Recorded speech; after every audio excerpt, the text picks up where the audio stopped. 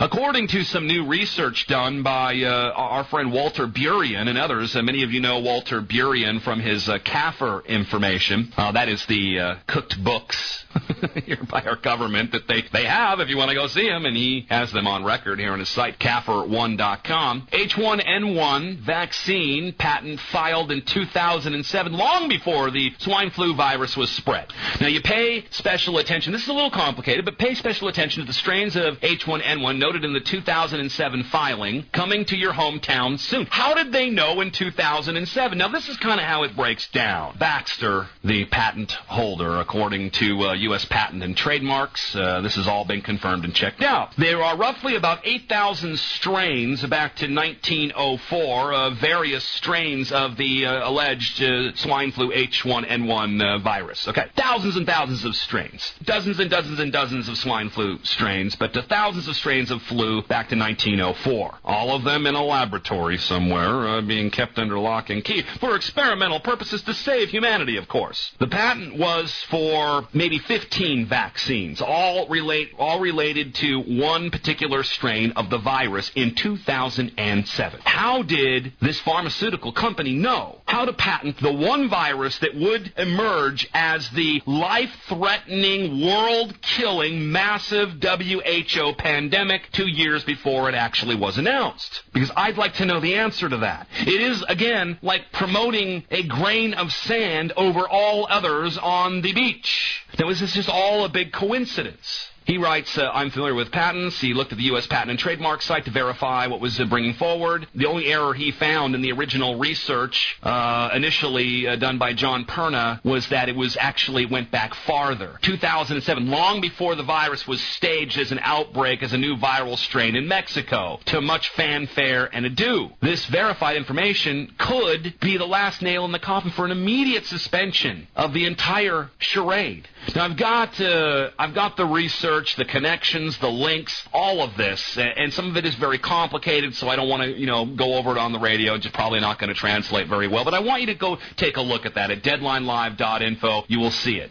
And I think that it goes very well with a document that we put up here a couple of weeks ago, which was leaked to us. IBM internal document outlines knowledge of planned pandemic with 100% certainty. IBM services and global procurement pan IoT Europe. Pandemic plan overview. Quote, an official interdepartmental document was distributed to upper-level management of IBM France in 2006. This is how a company like Baxter would know how to patent an individual strain, potentially, allegedly, that was going to be a big outbreak, which they were going to develop a vaccine for, which would happen years later. Back in France in 2006, an interdepartmental document, now leaked from IBM services, disclosed in the secret document was the prediction of a, quote, planned pandemic describing as having 100% chance of occurring within the next 5 years. The document also describes quarantines, quote unquote, and operational procedures to be taken upon the official announcements of the pandemic by the World Health Organization, United Nations. The foreknowledge of such an event could not exist unless the pandemic was a planned event. Am I jumping to conclusions here? Well, we'll make that part of the opinion of this piece. You can look at the documents, deadlinelive.info. Certainly, this document is a smoking gun, which demonstrates the current bird swine flu pandemic is orchestrated and an event leading to mass vaccination sponsored by the usual suspects, WHO, United Nations.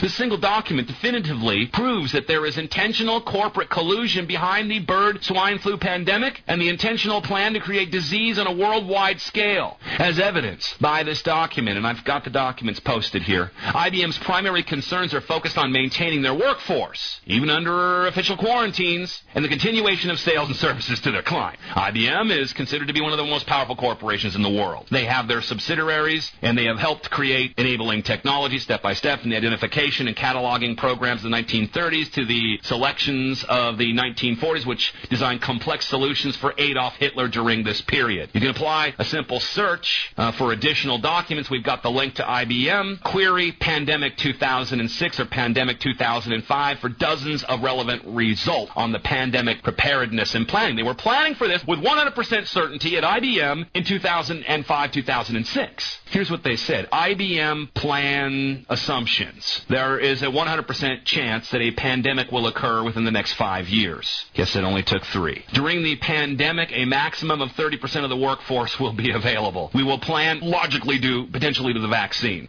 We will plan for 2 waves of the pandemic, each lasting 12 weeks each, separated by a 12-week breather period. Where are we now? We had the first run here early to midsummer. The second run, which they predicted would be now, pretty close to about a 12-week interval in there. One problem, though, the deaths that would be incurred here, the 30% of the workforce only available, 70% of the workforce out, was largely dependent maybe on, I'm guessing, on taking that Baxter vaccine, or the Glaxo Wellcome vaccines, which are now being banned in Canada. They write, IBM plan assumptions. There will be one trigger from corporate pandemic VP, probably a few days ahead of the WHO official trigger. Each country where we operate will respond positively to government requests. I guess they knew that in advance. And then they get into the process flow in something they call the IMT, critical declaration. The declaration will be made. They have an IMT pandemic leader. The pandemic leader will notify all crisis management teams. I mean, this is the whole plan. It's coming, 100% certainty. Here's how we're going to react, and here's how the government is going to react. How did they know? I mean, are they that good?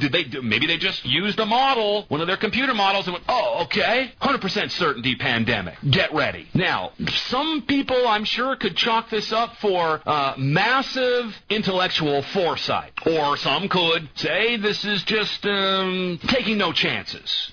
Some would say that they had insider knowledge. Some might even say they were in on it. See, by themselves, a lot of these things maybe don't mean a lot. Put together, along with everything else we've covered over the last several months, I think it speaks for itself. It speaks for itself. It speaks